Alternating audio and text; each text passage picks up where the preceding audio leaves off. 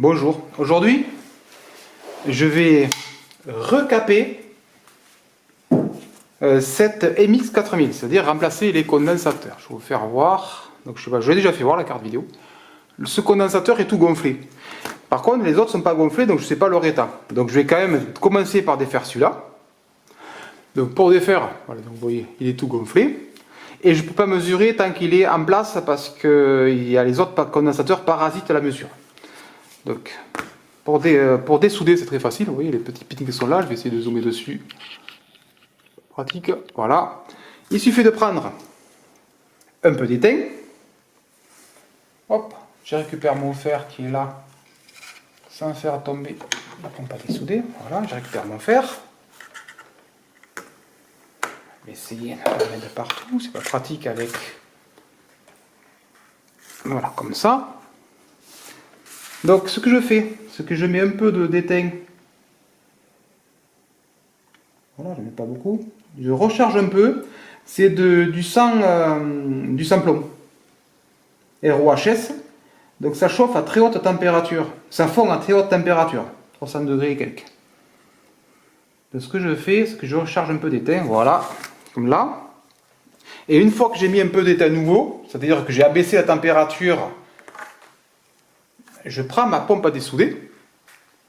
J'ai une pompe à dessouder électrique. C'est une pompe manuelle, normale, mais avec un fer au bout. Ça évite de mettre le fer plus la pompe au même endroit. C'est très pratique. Donc je la charge comme ça. Je ne sais pas si on va voir grand chose, mais c'est pas grave. Je fais comme ça. Et normalement, c'est dessoudé. Vous voyez. Et bien sûr, j'ai mis un carton pour éviter de ruiner la table.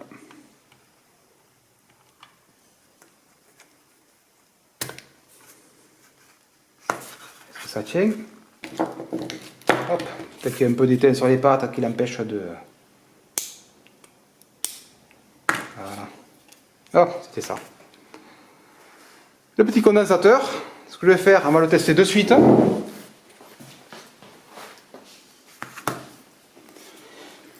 Le bon vieux testeur super pratique que je conseille à tout le monde,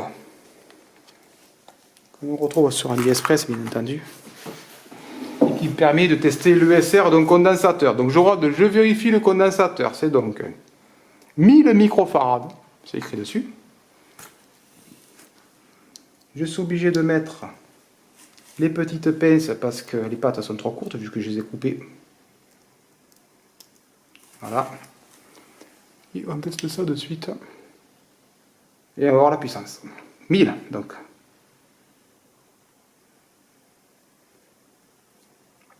Il me dit que c'est une diode. 11 microampères. Incroyable. Donc, le condensateur est tellement mort que c'est même plus un condensateur en fait, c'est une diode le truc. Donc ça veut dire qu'il sert à rien.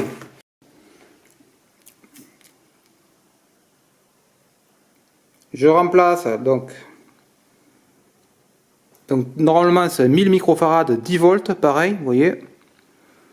Et c'est un 105 degrés, je sais pas si on voit, 105 degrés low ESR.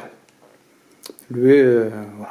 Donc normalement c'est un bon condensateur, d'origine chinoise bien sûr. Et pour une carte vidéo de ce style, ça ira très bien. Ce que je fais, je prends la carte, je mets le pôle négatif vers le bas. On voit encore les deux autres, c'est toujours vers le bas. Bien sûr, avant de démonter, il faut vérifier où est le plus et où est le moins.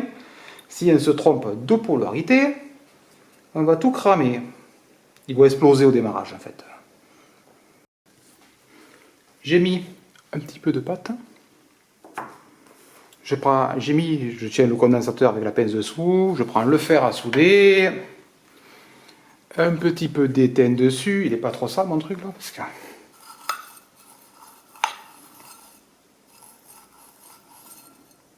Ça va, la pâte est propre, la panne. Et je mets un peu d'étain, bien sûr, 2 points d'étain. Il ne faut pas beaucoup, il ne faut pas exagérer les quantités.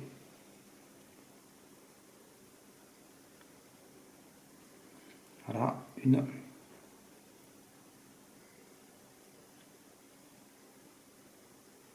Ça colle très mal. Ça c'est bon.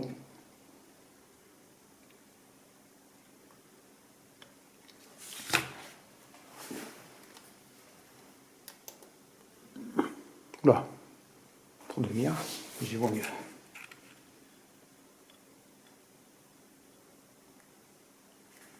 Là c'est très bon, vous voyez.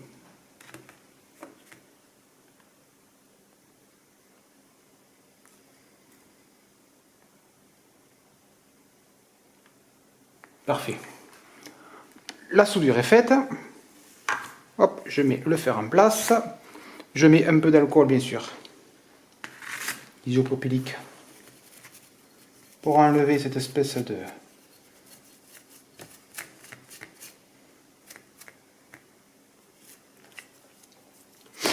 Ah, on va faire comme ça directement. Voilà.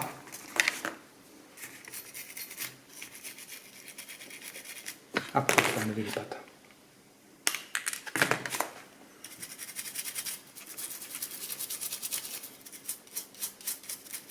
J'espère que ça n'a pas enlevé l'étiquette. Et j'ai le condensateur de neuf. Il servait à rien de le remplacer celui-là, mais bon, pas bien grave. J'en ai un stock. Et 1000 microfarad 10 volts, j'en ai beaucoup. Donc normalement, celui-là suffisait. Ben, qu'est-ce qu'on va faire? On va directement la tester. Je vais juste attendre que le sèche 5 minutes parce que l'alcool isopropylique, bon, normalement ça conduit pas le courant, mais on ne sait jamais. Donc j'attends que ça sèche et on démarre la carte de suite. Ah, MX 4000 VGA BIOS, parfait, la carte est réapparue. Sachant qu'avant elle ne démarrait pas. Par contre,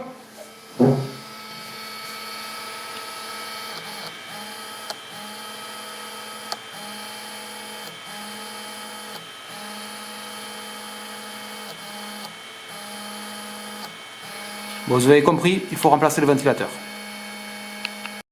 Bon, ventilateur, j'en ai un neuf. Donc là, il suffit de bien viser entre les pales et à 3 vis. Voilà.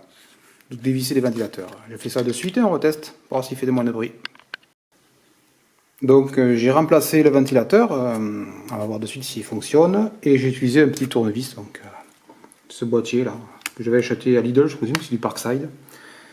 Et la prise est compatible directement, même si ça ne rentre pas super bien. Bon, on va voir si ça marche. Bon, le ventilateur fonctionne. Il n'est pas très bruyant, ça va. Je m'attendais à pire. Ah. Floppy disk controller fail. Je vous active ça. Il n'est pas très bruyant. Ce qui est bruyant, c'est celui-là de derrière, voilà. Qui tourne donc à 6000 tours minute. J'avais fait une petite micro vidéo pour faire voir. Donc la carte vidéo fonctionne bien puisque tout fonctionne.